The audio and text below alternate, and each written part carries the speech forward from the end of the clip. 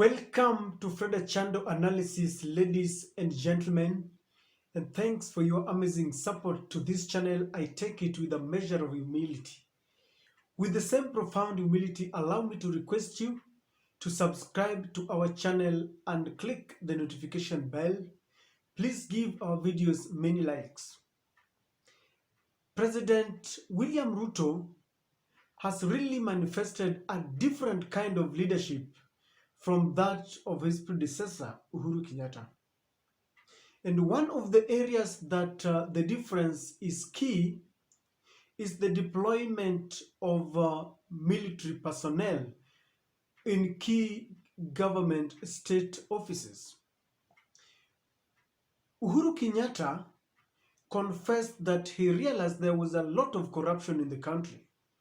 And during his tenure, in a bid to counter and block all the spaces that he thought were being used by corruption cartels, he decided to include the military in most of these departments. And while he was doing this, his deputy president, William Ruto, criticized this as militarization of the government and they read mischief. In fact, during their campaigns, William Ruto and his deputy Rigathi Gachagua had promised that when they ascend to power, they are going to do what we call in quotes demilitarization of departments of the government. In fact, one of the areas that was giving the government a lot of headache was the capital city, Nairobi. Experts argued that there was a lot of revenue that was being lost. And Sonko, who was the then governor, I think refused to cooperate. And so President Uhuru Kenyatta, in his style, decided to bring in Major John Mbadi. I think he's now a Lieutenant General. And under the Department of Nairobi Metropolitan Services, or NMS, if you ask Nairobi residents, they will tell you that General Mbadi initiated and perpetuated key and sensitive projects. In the slums, there were a lot of improvements on water and sanitation. They had a lot of boreholes in the slums. There were several dispensaries and hospitals that were to help residents of most of our slums in Nairobi, because apparently residents in those slums had to walk long distances to look for medication. And in very many occasions, President or the former President Uhuru Kenyatta praised the military for doing a good job. But immediately William Ruto took over power, John Mbadi was very quick to return the services of Nairobi to the new elected governor, Johnson Sakaja. I don't know, for the few days that Sakaja has been at the helm of City Hall, how do you rate Sakaja if you're a Nairobi resident? I have seen him trying to crack down on clubs that are operating around schools and around residential estates. But very many people try to criticize this move, that maybe cartels who have got, clubs in the CBD are losing market, and therefore they are ganging up and are working with Sakaja to ensure that clubs that are within the estates are closed down so that people can start going to town. I don't know, you will tell me. So President William Ruto decided to take over the services of Nairobi Metropolitan Services. In the Kenya Meat Commission, there was a lot of outcry that it was making a lot of losses despite the government pumping in money every now and then. And so the president decided to bestow the KMTC under the military and placed it in the Ministry of Defense. And within a few months, stakeholders confessed that the Kenya Meat Commission was doing well. Farmers who supplied maybe their cows and meat there really were paid on time, and services were improved. But still, the deputy president was never convinced because he had promised that he would take it back. And in November, a few days ago, the Cabinet Secretary for Agriculture, Mithika Linturi, decided to reverse the orders that gave that placed the Kenya Meat Commission in the hands of the military. Even though he promised that he would work in tandem with them, he would work closely with them to ensure that they make profit and to improve it, it is clear that the current administration is really staying away from working with the military in those key state departments. Another key area that the former president decided to include or source the services of the military was that of KWS. There was a time that the KWS department was really rocked by a lot of corruption cases.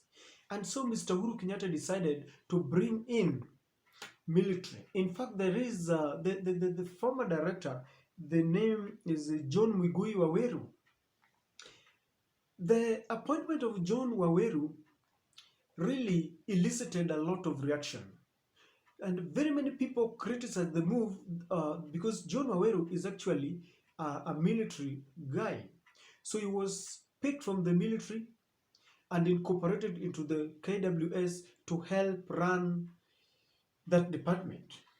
But it elicited a lot of reaction, and people like the then Deputy President William Samoei Ruto and his allies did not like it. And so on Tuesday, when the cabinet secretaries, when the principal secretaries were handing over, Mr. John Waweru was asked to remain behind and he was placed on compulsory leave. And his place was taken by Restats Kanga. And with that, William Samoei Ruto has kept his promise to keep away the military from the State Department. Another area that was said to have been infested by the military personnel was that of KRA. It was argued that there was a lot of corruption in that department. And so Uhuru Kenyatta decided to place a lot of military and intelligence personnel there to ensure that they helped sanitize that department. I don't know, it is not reported whether William Ruto has touched on the KRA because I have heard him trying to emphasize that Kenyans must pay tax. In fact, he even placed the issue of taxation in the hands of bishops to pray for him so that he can achieve his target. But I want to say this, ladies and gentlemen. The key reason why President Uhuru Kenyatta placed the military guys in those key government departments was to help reduce corruption and to enhance service delivery. And if you look at the Nairobi Metropolitan, the Kenya Meat Commission, KWS, and all the other departments that the military was involved, you will confess that there was a lot of improvement in terms of service delivery. So I want to believe that when the current administration is doing away with the military, they have placed an alternative that will make it even better. And the reason why it elicits a lot of fear is because if what has happened in the past is anything to go by, then we need to fear. Because when the current administration decided to do away with the subsidy on unga, the alternative was they placed a pay bill number where Kenyans were requested to donate some money to help buy food for the hungry Kenyans. They also did away with kazi mtaani, and there was no replacement at all, yet it was helping young men who did not have anything to do after the corona pandemic.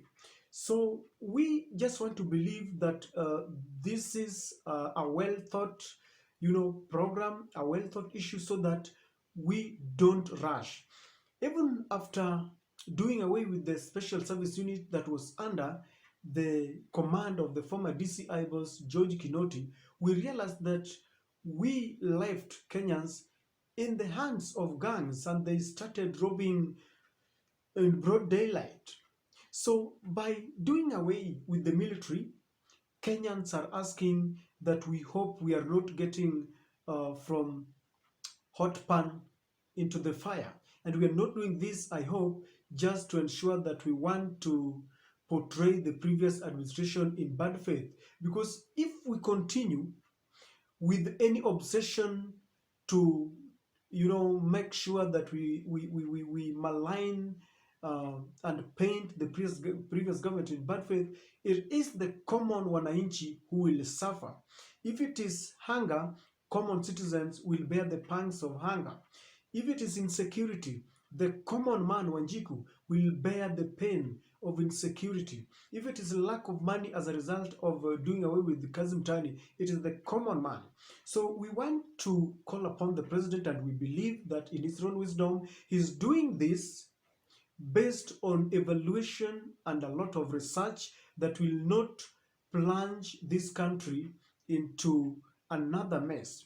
But I also believe that after taking over, President William Ruto wanted to have men who are loyal to him, because if you get if you take power and everything was decided and appointments were done by the former regime, you also need to make changes so that you have your own people. And on this, I support him, except that it should be done in a manner that we are not rushing, a manner that will enhance and perpetuate the good things that were being done.